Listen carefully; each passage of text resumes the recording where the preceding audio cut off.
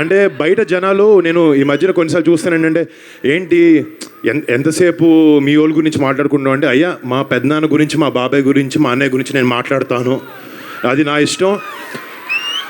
అంటే లైఫ్లో నువ్వు పెద్దవాడు అవ్వచ్చు అవ్వకపోవచ్చు, కానీ నువ్వు ఎందుకు మొదలు పెట్టావు, ఎక్కడి నుంచి వచ్చావు, నీ వెనకాల ఉండే సపోర్ట్ ఎవరు అనేది వాళ్ళ గురించి నువ్వు మర్చిపోతే నువ్వు నీ సక్సెస్ దేనికి పనికిరాదు.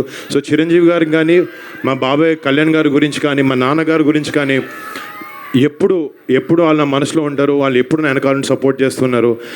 కొంచెం టెన్షన్గా ఉంది అని అంటుంటే నాకు మార్నింగ్ 6:30కి ఒక ఫోన్ వచ్చింది. అదే మా అన్నయ్య రామ్ చరణ్.